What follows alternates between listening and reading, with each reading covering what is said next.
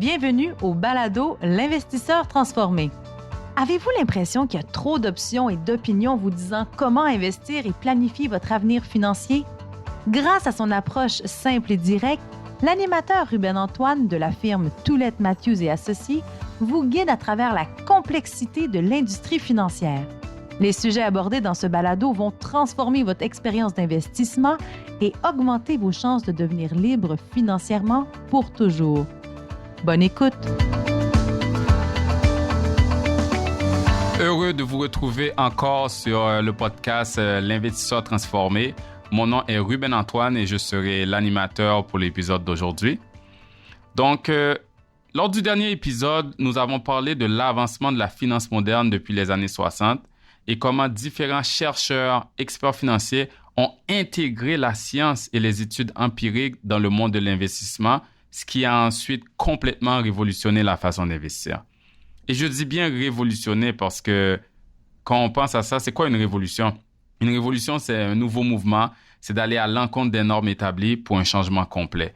Par exemple, si on prend la Révolution française, c'était une révolution qui a été conduite par des personnes et des groupes inspirés par l'espoir et les rêves d'une société meilleure.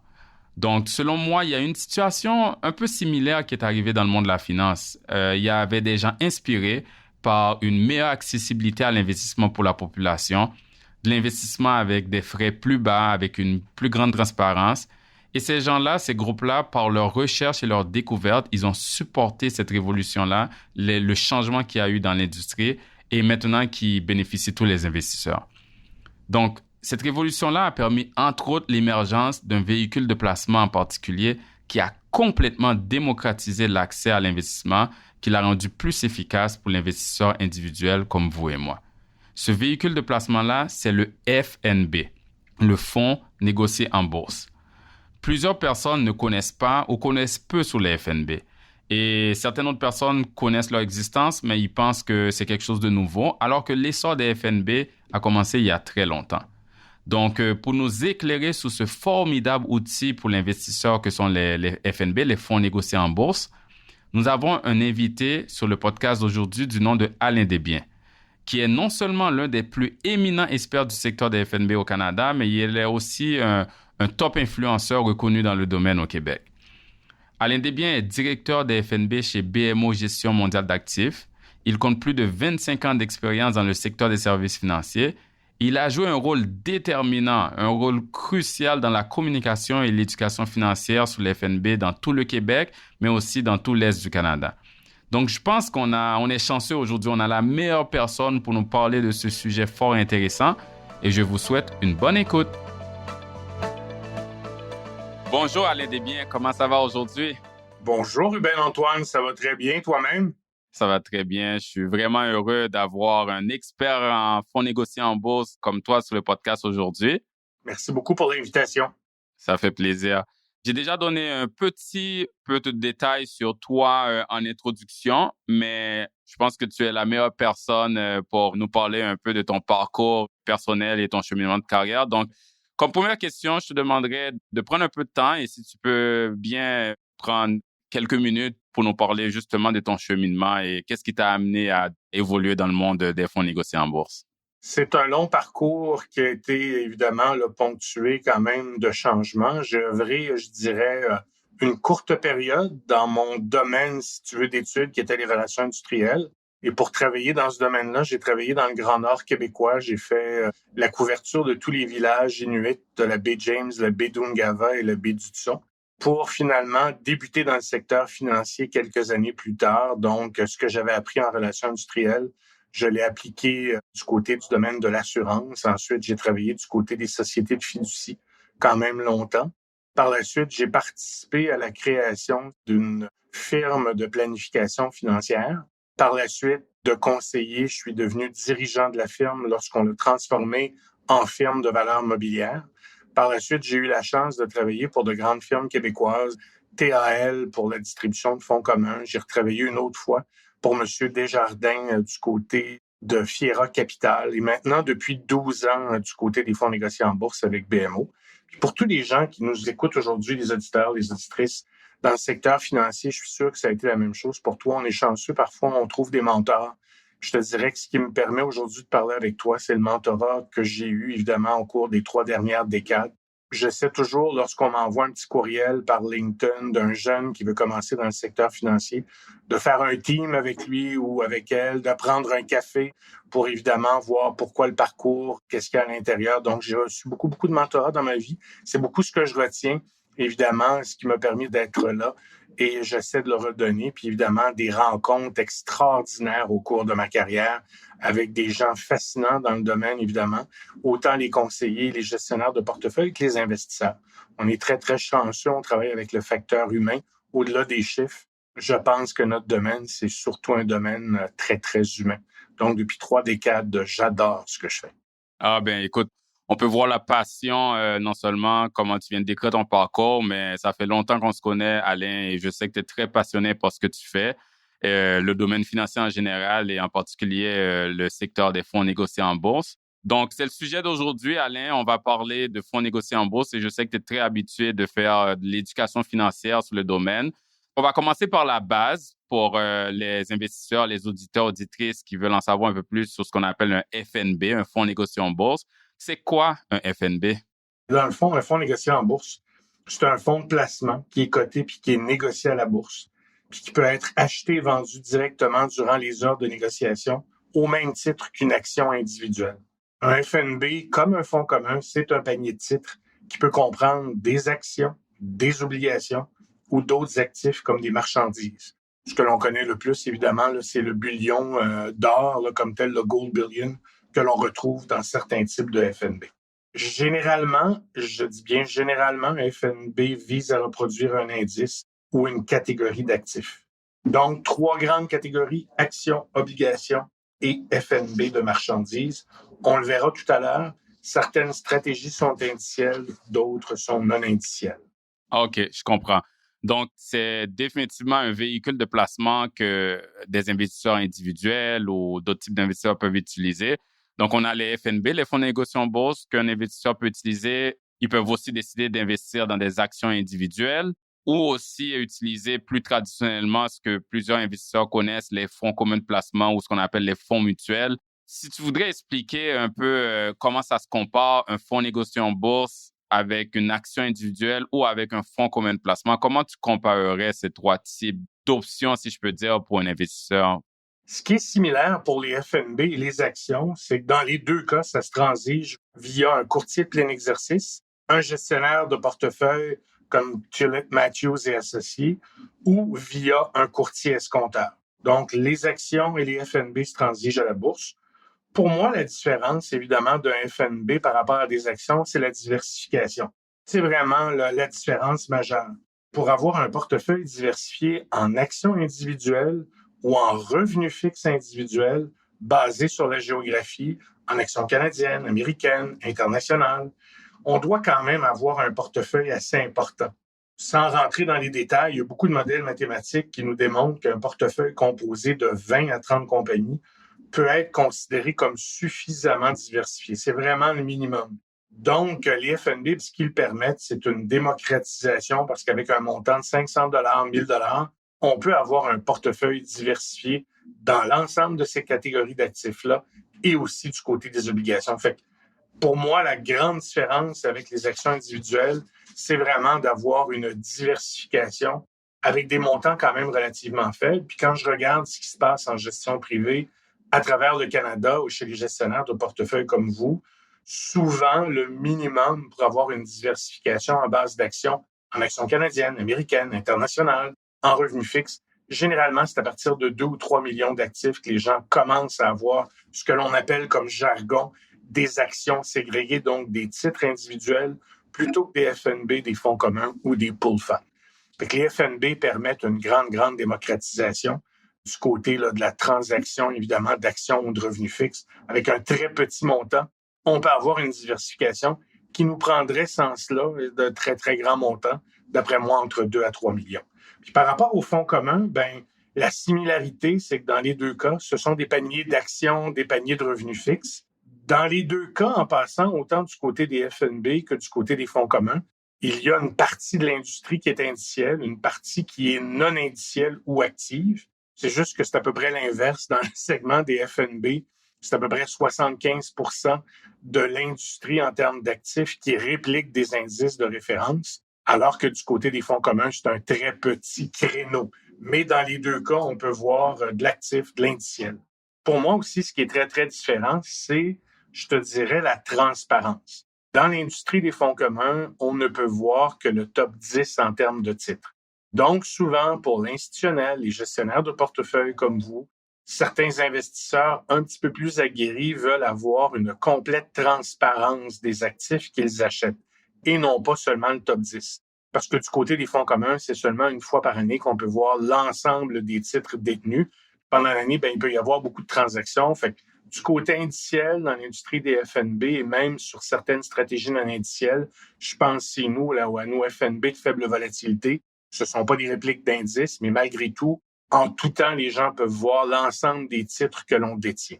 Pour moi, c'est une grosse différence. Au-delà de l'indiciel ou non indiciel, c'est la transparence.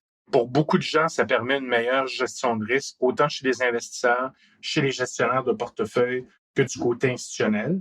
La rotation du portefeuille, donc en termes de taxation, généralement, moins de rotation et aussi les frais de gestion. Lorsqu'on compare les frais de gestion des FNB par rapport aux fonds communs, il y a un réel avantage du côté des fonds négociés en bourse. En termes de similarité, quand on les compare, le FNB, le fonds négocié en bourse, ils se transigent en bourse comme les actions. Ça, c'est ce qu'ils ont en commun avec les actions individuelles, mais ce qu'ils ont en commun avec les fonds communs de placement, c'est que c'est un panier de plusieurs titres. Donc, comme les fonds communs de placement, il y a une diversification instantanée qui se fait. Un peu, moi, on dirait qu'il y a un peu en commun des deux, là. C'est comme le bébé amélioré de l'action individuelle et du fonds commun de placement si les deux feraient un bébé ensemble. Mais tu as mentionné beaucoup de points très intéressants qui, en fait, répondent quasiment à la prochaine question qui m'est venue en tête, qui est à propos des avantages du FNB. Mais j'ai bien aimé le fait que tu as dit que la diversification, en fait, ça démocratisait l'investissement parce que c'est vrai, quand tu penses dans les années 70-80, quand les gens investissaient, les courtiers servaient pas mal plus les gens qui ont beaucoup d'argent parce que c'est très cher à avoir accès au marché, puis c'était très coûtant. Donc, maintenant, avec les FNB, en un clic, quelqu'un peut acheter un panier de titres de 500 actions. Donc, maintenant, tout le monde peut investir de façon très efficace, très diversifiée. Ou un portefeuille, Ruben, conservateur, équilibré, croissance, 100% actions, à 0,18% de frais de gestion, rebalancé automatiquement chaque 3 mois. Exact. Donc, beaucoup de démocratisation. Je voulais vraiment mettre un point là-dessus que ça a vraiment rendu accessible l'investissement à tout le monde, en fait. Donc, c'est un très bon point.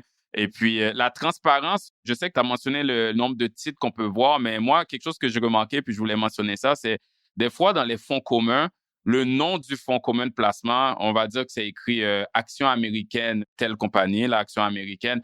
Mais des fois, quand tu regardes dedans, tu vois qu'il y a d'autres types d'actions, que c'est pas nécessairement tout le temps les actions américaines. Ou si c'est écrit, par exemple, actions de croissance, des fois, il y a d'autres types d'actions.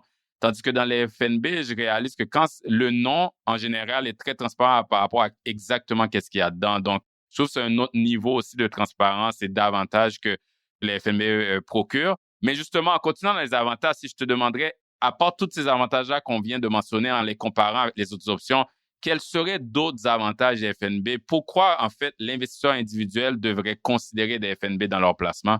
Donc, il faut absolument, pour acheter des fonds négociés en bourse, avoir un compte de courtage à escompte ou un compte de courtage de plein exercice.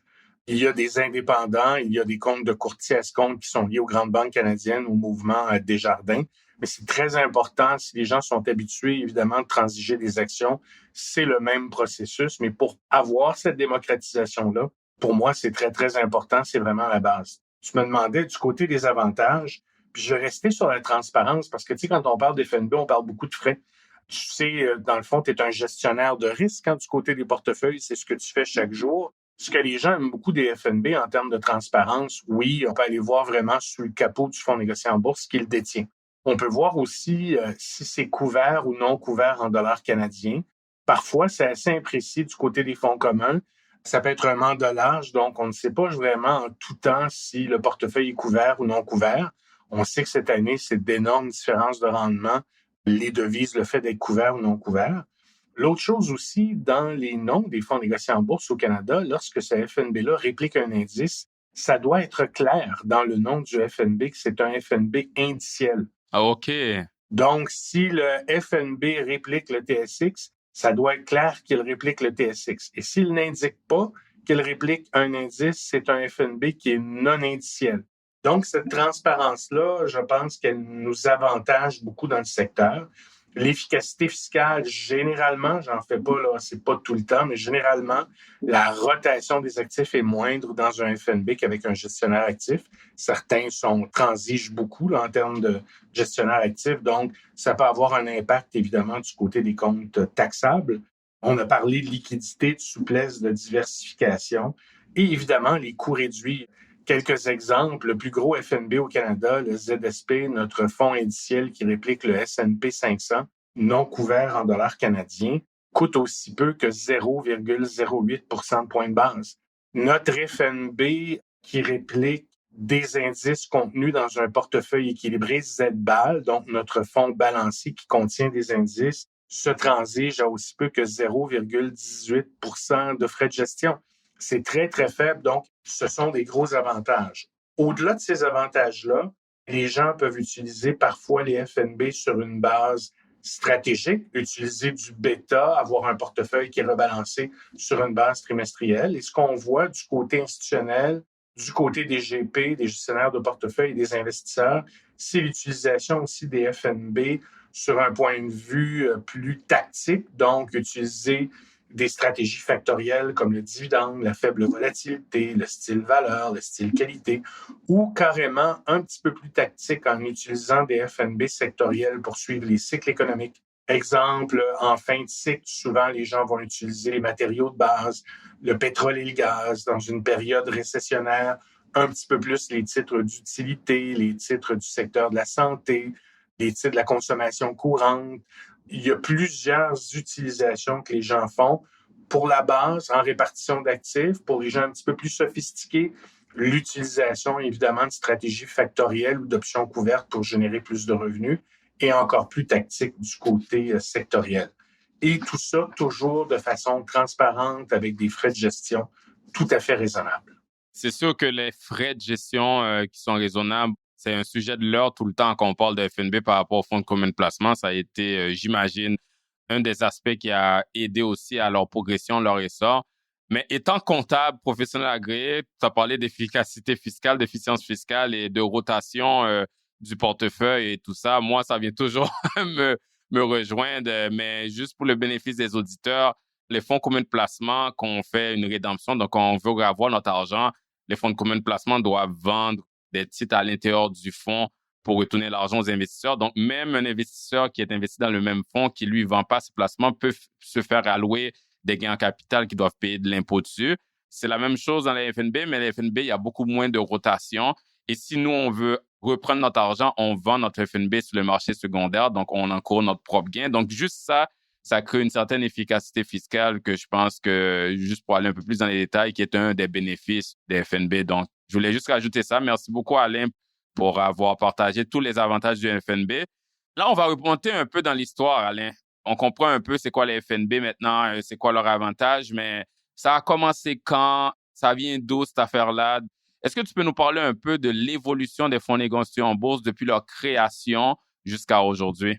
Tout à fait. Et ce qui est super, c'est que le secteur des fonds négociés en bourse, il y a un petit peu de nous là-dedans comme Canadiens, parce que le premier FNB au monde, il est réputé être canadien et c'était le TIPS 35, et c'était la bourse canadienne qui a créé le premier un panier où on détenait les 35 plus gros titres canadiens à l'intérieur.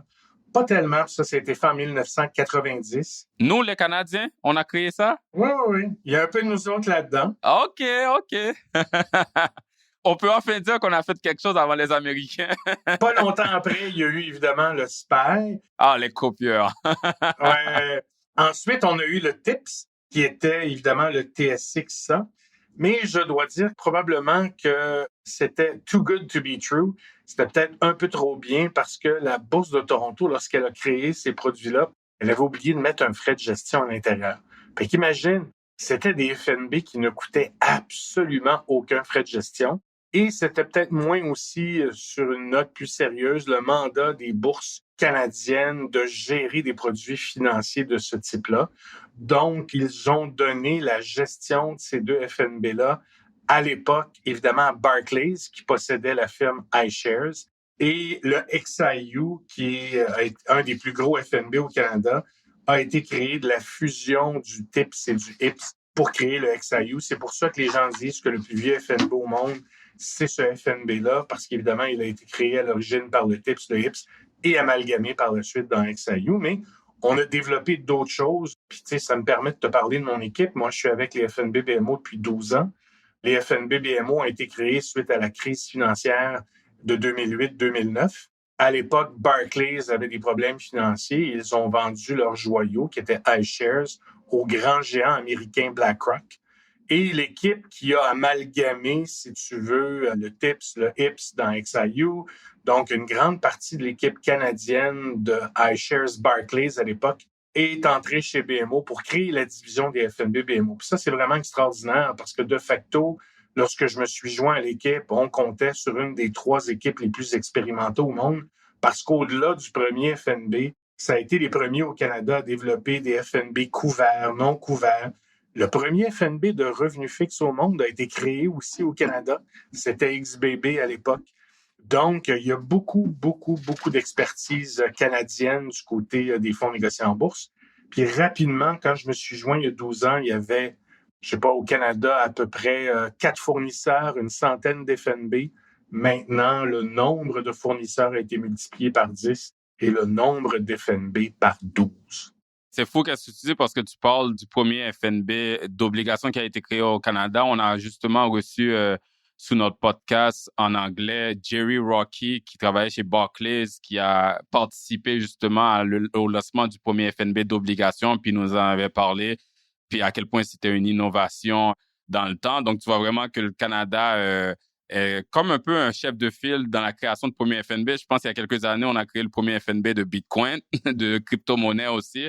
Donc, moi, je trouve qu'il y a une certaine fierté là-dedans d'être Canadien puis de participer à des innovations dans le monde financier comme ça. En fait, de participer, je dirais même dire, à une plus grande démocratisation du secteur financier. C'est un secteur qui a besoin toujours de transparence, d'efficacité et de liquidité et de frais de gestion qui sont raisonnables. Exact. Et notre firme, l'associé de la firme que tu connais très bien, Kit Matthews, il a acheté son premier FNB dans son REER en 93, qui était justement le TIPS, là, le Toronto 35 Index Participation. Puis c'est ça qui a suscité son intérêt pour ce type de véhicule de placement-là, avec tous les avantages que tu as mentionnés. Et puis jusqu'à maintenant, on le recommande à nos clients, puis on continue à l'utiliser, ce type de façon d'investir dans le portefeuille de nos clients. Donc, moi, je trouve ça vraiment inspirant de parler de toute l'évolution des FNB, puis comment ça bénéficie les investisseurs au Canada. Merci pour cette petite leçon d'histoire. Alain, dis-moi, toute nouvelle innovation, des fois, ont un début qui peut être un peu lent, puis il peut avoir un genre de point de bascule qui fait que tout d'un coup, il y a un essor, un progrès plus de façon exponentielle. Pour les FNB, pour les fonds négociés en bourse, ça a été quoi le point de bascule? Qu'est-ce qui a vraiment contribué à leur essor si on regarde, par exemple, Alain, la dernière décennie, mettons, ou un peu plus loin? Ouais, je te dirais toujours 3 mots de suite: éducation, éducation, éducation. Lorsque je me suis joint au secteur des fonds négociés en bourse, je te le répète, il n'y avait que 4 fournisseurs au Canada, donc pas beaucoup de couverture. Pensons à la géographie canadienne, c'est un immense pays. Et les 3 types d'acheteurs d'FNB au Canada restent évidemment l'institutionnel, les gestionnaires de portefeuille comme vous, les conseillers en valeurs mobilières, donc qui utilisent les FNB en donnant du conseil, et les firmes de courtage escompte ou les investisseurs professionnels qui ont le temps, qui ont l'intérêt, qui ont l'expertise, puissent évidemment acheter ces fonds négociés en bourse-là. Encore aujourd'hui, Ruben, on continue de faire de l'éducation, parce que même si la croissance des fonds négociés en bourse a été très grande en pourcentage, quand on regarde ce qu'elle représente par rapport à l'actif investissable au Canada, c'est encore tout petit. On en reparlera un petit peu, mais ce qui a aidé beaucoup, donc, c'est l'ajout de fournisseurs plus dynamiques, comme nous, je pense, maintenant il y en a une quarantaine, qui ont permis une meilleure couverture d'un océan à l'autre. Moi, quand j'ai commencé il y a 12 ans, on était 3 spécialistes d'FNB. Je couvrais l'Est du Canada. J'avais un confrère qui couvrait l'Ontario, puis un confrère qui couvrait l'Ouest. On est rendu plus d'une dizaine qui couvrent avec une dizaine d'associés. Par exemple, dans le marché québécois, on continue de croître aussi. On va réengager d'autres personnes pour couvrir le marché québécois. Donc, d'avoir plus de gens pour rencontrer les joueurs institutionnels, les gestionnaires de portefeuille, les conseillers, pour faire de l'éducation par podcast comme on fait aujourd'hui. Je fais beaucoup de podcasts, de webinaires avec les investisseurs professionnels. Ce qui a aidé aussi beaucoup, c'est que le secteur a grossi en termes d'offres. Je te le répète, quand j'ai commencé il y a 12 ans, on avait un demi-milliard d'actifs, 28 FNB. Maintenant, BMO a presque 90 milliards d'actifs sous gestion, 165 fonds négociés en bourse. Donc, ça demande des explications, de l'information. On est devenu beaucoup plus sophistiqué. L'offre aussi, qui était strictement de l'indiciel de base, maintenant, on a du factoriel, du sectoriel, du thématique, de l'actif. On a des FNB couverts en dollars canadiens, non couverts en dollars américains. Les trois segments, évidemment, ont contribué, je te dirais, à cet essor-là. Et après la crise financière, sincèrement, les gens voulaient des alternatives aux fonds communs et aux actions individuelles. Je pense que les FNB sont venus s'insérer dans ce besoin-là de plus de transparence, comprendre ce que l'on achète, être capable d'ouvrir le capot à des coûts plus raisonnables. Et l'impact depuis 10 ans, c'est que les frais de gestion au Canada sont en forte baisse du côté de l'industrie des fonds communs. Et je pense sincèrement que l'industrie des fonds négociés en bourse a contribué à tout ça. Donc, il y a eu une amélioration au niveau de l'offre, au niveau du réseau de distribution qui permet naturellement plus d'accessibilité. Mais de l'autre côté aussi, il y a eu un peu la crise de 2008-2009, la crise financière a créé un certain réveil. Là-dessus, moi, je me rappelle, Alain, je ne sais pas si tu le sais, mais en 2008-2009, je suis allé travailler dans le monde des hedge funds, donc dans le monde des fonds spéculatifs aux îles Vierges britanniques. En tant que comptable, là, j'étais auditeur de ces fonds-là. C'est là que j'ai découvert à quel point ces fonds sophistiqués-là qui disent qu'ils peuvent bouger quand le marché va aller à la baisse, ils vont trouver des façons de garder le capital de leurs investisseurs qui n'ont pas pu mieux faire alors qu'ils chargent des frais vraiment élevés. C'est des fonds vraiment actifs, spéculatifs, qui bougent beaucoup. Ils n'ont pas pu mieux faire que des véhicules de placement aussi simples qu'un FNB sur le SP500, par exemple. Puis même moi, personnellement, c'est ça qui m'est arrivé pour me dire, OK, ça, c'est intéressant. Donc, il y a ces véhicules de placement-là très simples, très transparents et très à peu frais qui peuvent faire mieux. Ils ont baissé aussi, mais quand on regarde en comparaison, qui peuvent faire mieux que des fonds actifs. Moi, ça m'est arrivé aussi à ce type de placement-là et c'est après ça que j'ai commencé à chercher une firme qui adhère à ce type de philosophie d'investissement-là parce que je trouvais que c'était la meilleure chose pour les investisseurs. Mais je pense que à ce que tu fais référence, c'est ce réveil-là que moi j'ai eu. Plusieurs investisseurs dans le monde aussi l'ont eu, qui ont vu que leur placement, la promesse qu'on leur avait faite par les fonds communs actifs, qu'on allait pouvoir mieux faire quand il y a une crise, ça n'a pas été respecté. Là, ils se sont dit, pourquoi pas aller vers les FNB. C'est très simple et c'est très transparent, la promesse là-dedans, et ça délivre, ça c'est de l'anglicisme. Ça livre. Ça livre, merci. Ça livre leurs promesses. Et ce qui est fascinant, c'est que, je te disais, je pense que 2008-2009 a aidé beaucoup à la croissance des FNB, mais à chaque fois qu'on a une crise dans les marchés, que ce soit au début de la COVID ou que ce soit les 2 premiers trimestres de l'année, qui sont beaucoup plus difficiles, ce qu'on remarque, c'est que les ventes nettes sont toujours très bonnes dans l'industrie des FNB parce qu'encore une fois... Ah oui? Oui, parce que, encore une fois, du côté institutionnel, du côté des gestionnaires de portefeuille comme vous, du côté des investisseurs, lorsqu'il y a des corrections de marché, les FNB permettent vraiment, de façon transparente, d'avoir des expositions précises, peu coûteuses, transparentes, où on comprend ce qu'il y a à l'intérieur du portefeuille, on comprend la devise, c'est couvert, non couvert. Donc, c'est très efficace et on le voit à chaque trimestre quand il y a du rebalancement du côté institutionnel au Canada. ZAG, qui est notre fonds qui réplique le marché obligataire canadien, est très utilisé par les institutionnels lorsqu'ils désirent avoir une position directe dans le marché obligataire. Lorsque certains d'entre eux désirent diminuer leur duration, exemple, encore une fois, c'est un terrain de jeu formidable chez nous, un FNB de revenu fixe. On les a vraiment là, pour tous les types de duration, types de crédit. Donc, on voit les gens réagir fortement. Même chose du côté sectoriel. Si les gens veulent avoir une exposition aux banques canadiennes, aux banques américaines, il y a vraiment des FNB qui permettent ces expositions précises-là. Donc, moi, je remarque qu'au fur et à mesure, les gens, lorsqu'ils rebalancent les portefeuilles, lorsqu'ils désirent des expositions, la façon la plus simple de comprendre ce que tu achètes, c'est d'ouvrir le capot d'un FNB indiciel ou un FNB basé sur des règles pour avoir accès à l'ensemble des titres. Le rendement passé, tu sais, quand on réplique le Dow Jones, on réplique un indice qui existe depuis 100 ans. Si je réplique le S&P, même si moi je l'amène dans le marché depuis 1 an, je réplique un indice qui existe depuis très longtemps, donc je peux avoir de l'analytique, je peux avoir de l'information. Donc, c'est le début, on voit une croissance, mais je le répète encore, c'est encore tout petit. Moi, quand j'ai commencé, l'industrie était à 40 milliards. Aujourd'hui, on est à peu près à 350 milliards au Canada. Donc, après 12 ans, c'est bien, mais par rapport à l'ensemble des actifs investissables au Canada, qui est de 6 400 milliards d'actifs, c'est encore tout petit. Ouais, c'est sûr. Puis, dans un sens, ça veut aussi dire que le futur, il y a beaucoup d'espace pour que ça continue à croître. Mais on parlait plutôt de la crise financière de 2008-2009, Alain.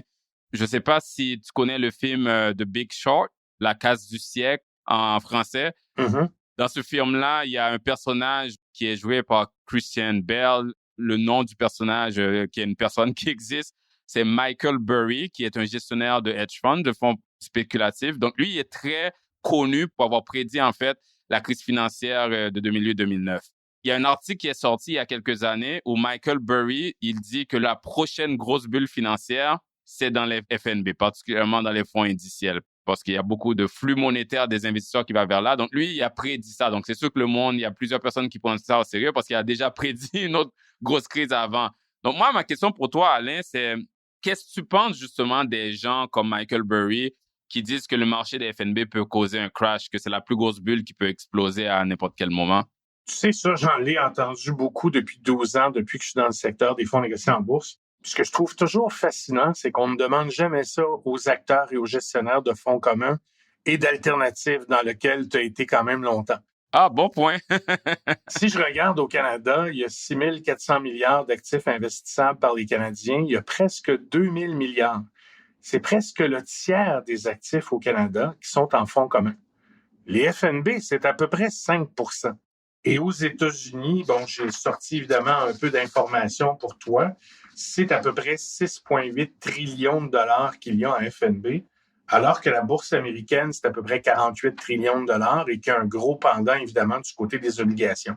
Moi, ce que je pense, c'est qu'il y a une partie de l'industrie de la gestion active, qu'elle soit du côté des fonds communs, à partir de titres individuels ou du côté hedge fund, qui ont fait beaucoup au cours des années du ETF bashing.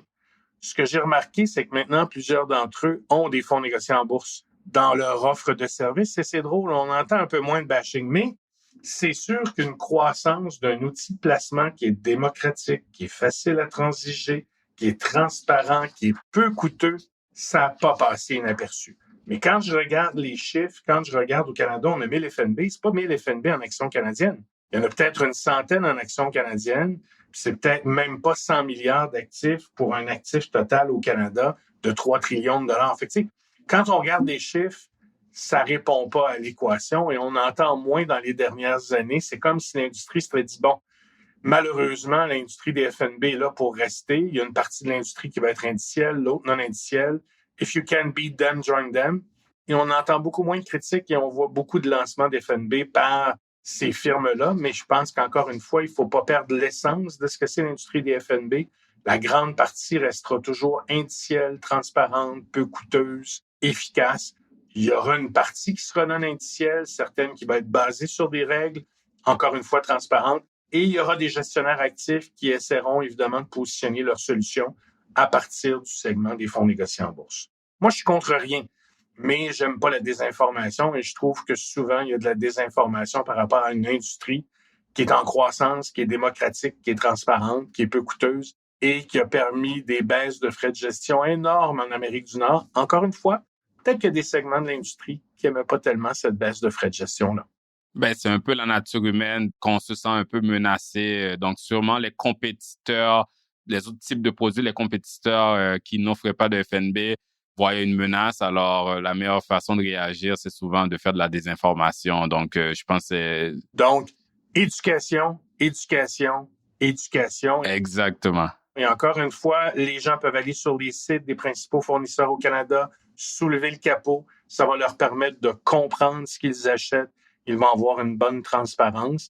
Mais je crois encore beaucoup au conseil. Les gens qui font du courtage d'escompte au Canada, c'est à peu près 10% des actifs. La vaste majorité des gens ont besoin de conseils et d'avoir un conseiller sur une longue période. Ça permet aux gens d'avoir plus d'actifs. Il n'y a pas tant de gens que ça qui ont le temps, l'intérêt et l'expertise de faire eux-mêmes leur placement, Ruben. Vous êtes une denrée rare, les gestionnaires de portefeuille, les conseillers en valeurs mobilières, les planificateurs financiers, les comptables dans l'industrie. C'est pas beaucoup de gens pour donner du conseil aux millions de Canadiens qui en ont besoin. Mais encore une fois, ce qui est bien, c'est que maintenant, on a des choix. On a des choix de faire du courtage à escompte, mais la valeur du conseil, elle reste là quand même. C'est juste que nous, on offre des outils précis, transparents, peu coûteux, ou pour les investisseurs, ou pour les conseillers, ou les gestionnaires de portefeuille comme vous, ou pour le segment institutionnel. Par rapport à ce que tu viens de dire, Alain, on parle de conseils et où les investisseurs peuvent se faire guider par un conseiller. Je sais qu'il y a certains conseillers, par leur licence au niveau de la réglementation, si on prend par exemple les courtiers en fonds mutuels, les représentants en épargne collective, ils peuvent pas nécessairement, ils ont pas le droit nécessairement, ou c'est moins facile dans le temps, du moins, d'offrir des FNB. Il y en a d'autres, ils ne sont pas nécessairement motivés à le faire non plus parce que la façon que leur rémunération est structurée, s'ils reçoivent des commissions, alors qu'avec les FNB, on ne reçoit pas de commission, il y avait peut-être moins une motivation à l'offrir à leurs investisseurs. Moi, j'aimerais savoir comment tu vois justement que les FNB se font utiliser en général par les conseillers, mais nous, étant une firme de gestion de patrimoine privé, d'autres firmes similaires que nous, on n'est pas rémunérés par commission, on est rémunérés à honoraires directement par nos clients. Donc, on veut offrir les meilleurs véhicules d'investissement à nos clients parce qu'il n'y a pas de conflit d'intérêt par rapport à la rémunération. Mais je suis curieux à savoir, toi qui es plus dans le paysage, tu rencontres plusieurs firmes de gestion de patrimoine privé qui servent des familles fortunées ou d'autres types d'investisseurs. Est-ce que tu vois que le FNB se fait utiliser? Est-ce qu'il y a une adoption par les familles fortunées aussi, ce qu'on appelle les investisseurs un peu plus sophistiqués avec les FNB, qu'on sait que traditionnellement, ils utilisaient plus des actions individuelles? Comment tu vois ça? C'est quoi le paysage? Grosso modo, à peu près le tiers des actifs, je vais résumer, le tiers des actifs des FNB au Canada sont détenus par les fonds de pension, les caisses de retraite. Ah, OK. Oui, c'est quand même très important, surtout du côté des FNB de revenus fixes, parce que même pour eux, ça leur coûte moins cher d'utiliser des FNB que d'avoir des équipes qui vont faire de l'échantillonnage, de la gestion du marché des obligations au Canada. Et plusieurs d'entre eux utilisent aussi des stratégies indicielles classiques d'actions et du factoriel et du ESG. Quand on arrive du côté des investisseurs individuels, c'est à peu près 60-40%. 60% des FNB sont détenus par des conseillers en valeurs mobles, gestionnaires de portefeuille. Et la grande majorité est détenue dans des comptes à honoraires, discrétionnaires ou non discrétionnaires. Discrétionnaires, c'est des gens comme vous qui sont gestionnaires de portefeuille. Et il y a des plateformes aussi où il y a des honoraires mis à partir de l'achat des FNB. Le gros mouvement des dernières années du côté du courtage à escompte, ça a été la création, évidemment, des conseillers robots. Ça a été quand même une grosse base, là, évidemment, du côté de la croissance des FNB, du côté de l'investissement direct. Aussi, ce qui aide beaucoup, c'est la création des portefeuilles comme tels de fonds négociés en bourse. Si je pense à, évidemment, du côté de BMO, à ZCON, ZBAL, ZGROW, ZQET, ce sont des FNB de FNB où l'ensemble des frais de gestion total sont à 0,18 et ces fonds négociés en bourse-là sont utilisés par beaucoup de gens dans des comptes de courtage d'escompte, mais aussi avec honoraires ou sans honoraires par des courtiers. Donc, grosso modo, les FNB sont utilisés beaucoup par les courtiers gestionnaires de portefeuille et aussi par les courtiers qui les mettent dans des comptes honoraires non discrétionnaires. J'aimerais évidemment beaucoup que les gens connaissent un peu plus les FNB, que les gens n'aient pas peur d'ouvrir des comptes de courtage escompte quand ils ont peu d'actifs. Je sais que je rêve de faire un épisode avec toi, un podcast, un webinaire sur la richesse au Québec et au Canada. Je vais juste te donner quand même quelques petites statistiques ici. 50% des Canadiens et des Canadiennes ont moins de 10 000 $ d'actifs. Ah ouais, OK. 75% des Canadiens ont moins de 50 000 $ d'actifs investissables. Investissable. Donc là, on exclut la maison, on parle plus de tout ce qui est liquidité, placement. Ouais. C'est pas énorme, là. Donc, je dirais que les conseillers sont surtout concentrés dans la partie des clients qui ont plus que 250 000 $ d'actifs. Puis ça, c'est à peu près 20% des Canadiens. Pour les gens qui ont peu d'actifs, je pense qu'une des bonnes façons, c'est des portefeuilles de fonds négociés en bourse. De plus en plus, on peut acheter ces FNB-là dans les firmes de courtage à escompte avec peu ou pas du tout de frais de transaction. Fait que c'est une belle porte d'entrée. Et au fur et à mesure, évidemment, qu'on se bâtit notre actif, qu'on grandit dans notre vie, il peut y avoir du conseil qui est fait de la part de planificateurs financiers ou de conseillers. Mais lorsqu'on débute puis qu'on veut bien gérer nos coûts, c'est vraiment une bonne façon. Mais actuellement, au Canada, la majeure partie des fonds communs, des FNB, des actions, des obligations sont détenus par à peu près 20% des Canadiens. Je le répète, même dans ce 20%-là des Canadiens, les gens comme vous sont rares. Les gens qui peuvent donner du conseil sur l'ensemble des catégories d'actifs au Québec et au Canada, les actions, les FNB, les fonds communs, c'est moins de 6 à 7% des conseillers au Canada. Certains ne sont enregistrés que pour donner du conseil sur des fonds distincts ou des fonds communs. Et les gens qui peuvent faire de la gestion discrétionnaire, c'est à peu près 3% des conseillers au Canada. Et auditeurs et auditrices du podcast de Tullett Matthews et Associés, des gens comme Ruben, qui sont conseillers en valeurs mobilières, qui sont gestionnaires de portefeuille et comptables, c'est moins de 1% des 35 000 conseillers qui existent au Québec. Est-ce que tu es en train de dire que je suis une denrée rare? Tout à fait. Non, mais c'est vrai. Et on le sait, on le voit, il y a un problème de main-d'œuvre partout. Il y a aussi un problème de main-d'œuvre en termes de qualité de conseil. Je pense qu'on voit beaucoup de croissance. C'est de cette façon-là que c'est utilisé dans les portefeuilles. Et moi, je pense que ça va facilement doubler l'actif des FNB au cours des 5 à 10 prochaines années. Mais le frein, c'est un peu le fait qu'il faut que les gens ouvrent des comptes de courtage de plein exercice avec un gestionnaire de portefeuille ou ouvrent un compte de courtage à escompte. Mais en faisant plus d'éducation avec les gens, les gens en voient les bénéfices. Très bon point. Puis, tu viens de mentionner que tu penses que l'actif va doubler. Parlons justement de l'évolution un peu en termes de pourcentage de croissance dans les FNB. Si on regarde aux États-Unis, Alain, moi, j'ai des données un peu plus vieilles, tu as sûrement des données plus à jour, mais je regardais les données de 2019. On voyait que l'évolution des FNB, ça a augmenté de 32%, alors qu'au Canada, c'était de 12%. Donc, j'imagine que qu'importe si ça a été mis à jour, ces données-là, on comprend qu'aux États-Unis, la croissance a été plus élevée, l'adoption des FNB.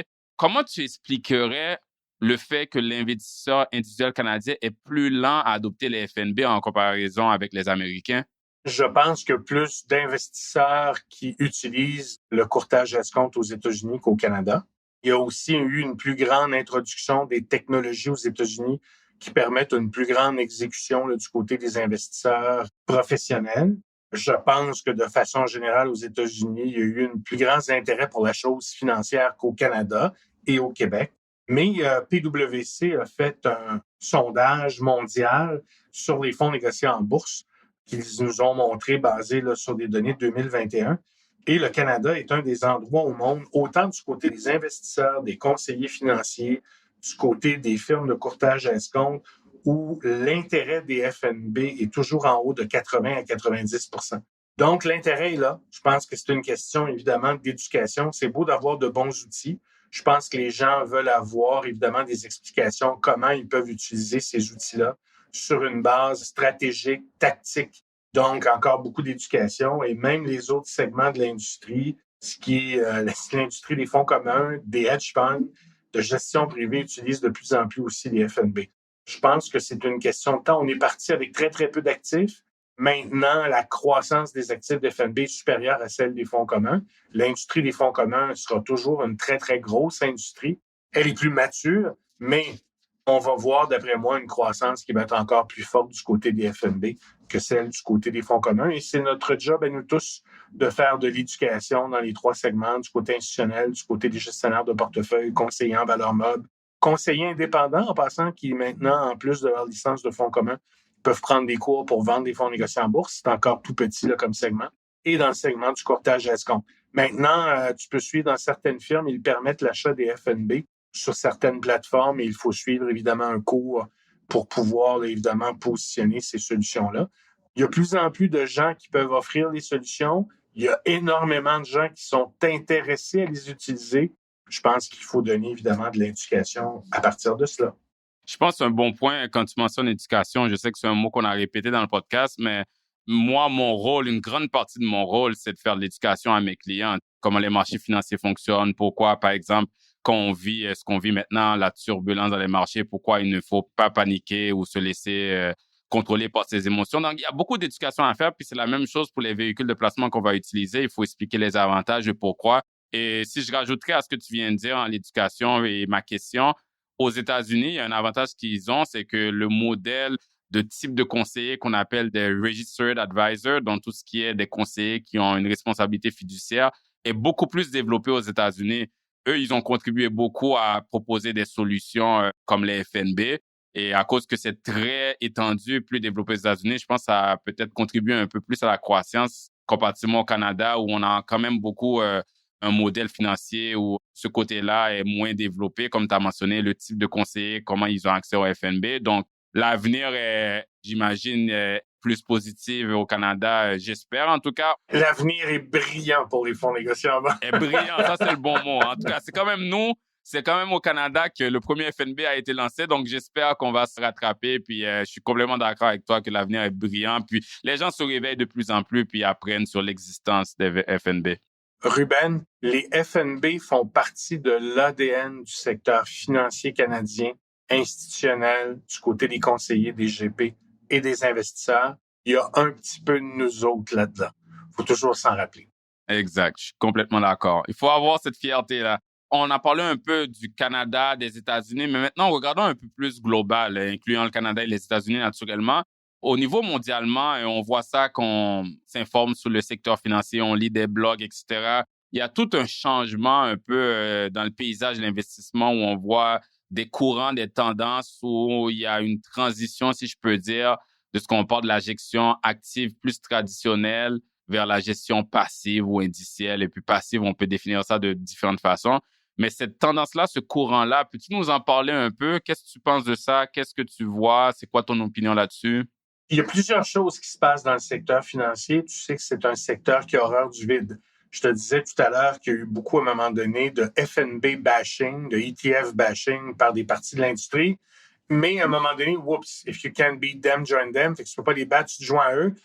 Donc, ce qu'on voit aussi, autant du côté canadien, américain que mondial, c'est quand même une croissance énorme du nombre de fonds négociés en bourse. Et encore une fois, il y a un nombre, tu sais, au Canada, il y a 125 compagnies de fonds communs différentes, 40 manufacturiers de fonds négociés en bourse.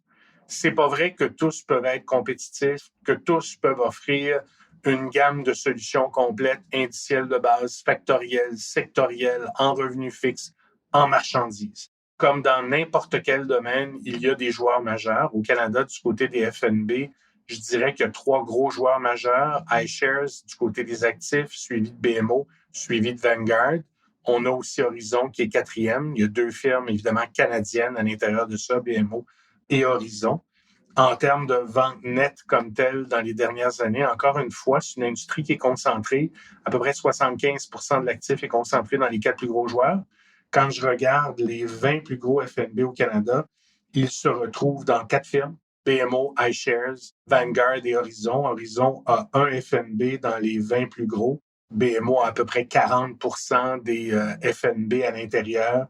iShares aussi, Vanguard le reste. Donc, c'est très concentré. C'est un peu normal. Les conseillers peuvent pas apprendre les produits de 25 firmes. Ils se concentrent sur les plus grosses firmes qui ont le plus d'actifs. Fait que ça, c'est ce que je remarque. Mais je remarque qu'il y a beaucoup de nouveaux joueurs. On le voit pas, mais il y a une dizaine de nouveaux joueurs dans l'industrie des FNB qui ont été amalgamés à d'autres. Parce que, même si tu lances des solutions innovantes au Canada, avant de les faire connaître d'un océan à l'autre, c'est très, très long. Fait que ça, c'est une tendance. Ce que je remarque dans les plus grosses firmes, comme nous, comme iShares, comme Vanguard, comme Horizon, il y a eu beaucoup de lancements d'FNB différents, basés sur la devise, factorielle, sectorielle. Mais si je regarde chez BMO, dans la dernière année, on a lancé énormément de solutions indicielles de base. Les gens veulent avoir des FNB indiciels japonais, les gens veulent avoir des FNB indiciels basés sur des critères ESG. Donc, on va voir de l'indiciel croître, mais dans des secteurs peut-être plus précis, du côté du revenu fixe, du côté du sectoriel, du côté du factoriel, et d'autres réplications, notamment vers certaines géographies, comme je te disais, le Japon, et les devises. Parce qu'être couvert ou non couvert, ça peut signifier d'énormes différences en termes de rendement. Et on a des clients institutionnels et du côté des conseillers qui veulent avoir un choix de portefeuille qui est couvert ou non couvert pour choisir eux-mêmes la couverture de devises à l'intérieur, de ne pas en faire de la gestion active, mais vraiment, encore une fois, que ça soit transparent, que les gens sachent évidemment dans quel secteur ils investissent et à l'extérieur du Canada, dans quelle devise, évidemment, ils investissent. Je te le mentionnais tout à l'heure, 75% de l'industrie au Canada, elle est indicielle en termes d'actifs. Il y a à peu près le quart d'industrie qui est non indicielle, mais la vaste majorité de ces produits-là sont ou basés sur des règles ou ce sont des FNB d'allocation d'actifs. Donc, une allocation d'actifs, tu répliques pas un indice, mais ce que tu utilises à l'intérieur, ce sont des FNB indiciels. Je pense qu'on va voir une croissance de plus en plus du côté de l'indiciel, mais aussi de l'application des FNB indiciels dans des stratégies différentes à l'intérieur des fonds communs ou des FNB d'FNB, ou dans un FNB, exemple, équilibré, on va avoir un FNB d'action canadienne indicielle, US international, un FNB d'obligation. Je pense que ce qui a beaucoup aidé aussi dans les 10 dernières années, soyons francs, c'est des rapports comme Spiva, qui analysent la performance des gestionnaires d'actifs dans différentes catégories en action canadienne, américaine, IFI, obligations, petite capitalisation, etc. Et c'est très difficile pour les gestionnaires actifs de battre constamment les indices année après année. Ça ne veut pas dire que certains réussissent pas, mais c'est très difficile. Fait que ce que je constate dans l'éducation que je fais avec les conseillers, c'est évidemment de prôner une plus grande combinaison à l'intérieur des portefeuilles de stratégies indicielles pour, en premier, baisser les frais de gestion, deuxièmement, augmenter la transparence et évidemment, à long terme, améliorer la performance du portefeuille en combinaisant les deux styles. C'est un peu ce que je vois, là, je te dirais, là, du côté des changements de paradigme. Un beau terme. Vraiment intéressant. Puis le rapport que tu mentionnes, Spiva, ça, c'est un rapport qu'on mentionne. En fait, c'est un site qui est accessible à tout le monde. Tout le monde peut taper Spiva sur Internet. Puis, je suis complètement d'accord avec toi. Ce qui est intéressant, c'est que non seulement que ça montre que les gestionnaires actifs traditionnels, où vraiment il y a des gens qui essaient de prédire le marché ou qui font du market timing, du stop picking, que c'est très difficile de battre le marché. Donc, c'est un petit pourcentage qui bat le marché. Mais ce petit pourcentage-là, c'est pas nécessairement le même qu'il bat d'année en année. Donc, même si mettons, il y a 15% d'un certain marché de gestionnaire actif qui fait mieux qu'un indice, c'est peut-être pas le même 15% qui va le faire l'année d'après. Donc, ça montre à quel point c'est difficile pour un gestionnaire actif de faire mieux qu'un indice. Puis, comme tu as dit, j'imagine que ça a beaucoup contribué. On a parlé beaucoup de ce qui a contribué à l'essor des FNB, mais ça, c'est définitivement aussi où il y a de la recherche empirique qui montre qu'est-ce qui peut fonctionner, qui met en tout cas les chances du côté de l'investisseur, puis ça a dû contribuer à l'essor des FNB. Ruben, ce qui est le plus difficile, c'est d'avoir un plan de match efficace, une répartition d'actifs qui nous ressemble et de ne pas bouger. Exactement, Alain. Les émotions, on a fait un épisode complet là-dessus. Là, les émotions, les biais des investisseurs, c'est ce qui est plus difficile. Puis on dit même des fois, la stratégie qu'on choisit, oui, il y a des stratégies meilleures que d'autres, mais à la fin, la meilleure stratégie, c'est de choisir une avec laquelle on est à l'aise et de rester discipliné. Bon, Alain, on a fait un bon tour de FNB, de l'histoire, des avantages et tout ça. On va arriver vers la fin du podcast. Avant qu'on se quitte, moi, j'aimerais te demander, ça serait quoi les leçons à tirer, quelques mots, si tu veux partager, que l'investisseur ou l'auditeur doit retenir de tout ce qu'on vient de parler. C'est quoi les leçons à tirer de tout ça? Éducation, éducation, éducation. Et pour continuer, évidemment, la discussion qu'on a eue sur le podcast, tu parlais tout à l'heure de googler, évidemment, l'information. Moi, j'invite les gens à googler Spiva Canada, ça va être plus précis. Donc, ils vont avoir l'information sur la comparaison de performance. Le document est en langue anglaise seulement, mais il y a beaucoup de chiffres. C'est quand même relativement facile à expliquer. Moi, je dirais aux gens, googlez Spiva Canada 2021. Vous allez voir dans les derniers 10 ans, années, 5 ans, quel pourcentage des gestionnaires ont réussi à battre, évidemment, là, les gestionnaires actifs. Je suis pas contre la gestion active, mais je pense vraiment qu'il devrait y avoir une plus grande combinaison d'indiciels. Le deuxième, il y a un site canadien sur les fonds négociés en bourse qui s'appelle CETFA, Canadian ETF Association. On y retrouve de l'éducation, des statistiques, des webinaires. Donc, j'invite les gens à le consulter. Puis, si tu me permets, j'invite les gens à consulter aussi le tableau de bord des FNB BMO. C'est un très bel outil. Ouais. Merci. Ou le site web des FNB BMO et les sites web là, des manufacturiers des FNB au Canada. Vous allez voir, on essaie évidemment d'ajouter beaucoup d'informations, beaucoup de discussions, beaucoup de transparence sur l'ensemble des produits et des services. Puis, merci encore une fois, Ruben. Je le disais, tu es une denrée rare. Au Québec, il y a quand même 30 000 conseillers au Québec. C'est beaucoup de gens pour donner l'industrie du conseil, mais des gens comme Ruben, je le dis quand même à l'auditoire, Il y a peu de gens qui peuvent donner du conseil sur l'ensemble des titres qui sont gestionnaires de portefeuille et comptables. C'est moins d'1% de l'ensemble des conseillers au Québec. Fait que c'est toujours un privilège lorsque je discute avec toi. Puis merci beaucoup aujourd'hui pour l'invitation. Merci à toi, Alain. Écoute, ça a été un plaisir d'avoir un expert de FNB comme toi sur le podcast. Non seulement, c'est un mot que tu as mentionné beaucoup, tu as fait beaucoup d'éducation aujourd'hui, mais tu viens de partager beaucoup de ressources aux auditeurs. Donc, je suis sûr qu'ils vont finir l'écoute de ce podcast-là en se sentant plus outillés et plus informés. Donc, j'aimerais vraiment te remercier. Vous venez d'écouter L'Investisseur transformé, animé par Ruben Antoine. Veuillez visiter le site web tma-invest.com pour vous abonner au balado, demander une copie gratuite du livre L'Investisseur transformé et pour en savoir plus sur la façon dont notre firme aide les investisseurs à atteindre leurs objectifs financiers. Merci. Les investissements et stratégies financières doivent être évalués en fonction de vos objectifs personnels. Les auditeurs doivent alors effectuer leurs propres recherches et consulter un conseiller dans le domaine avant de prendre des décisions sur leur placement et finances personnelles avec les informations fournies dans ce balado.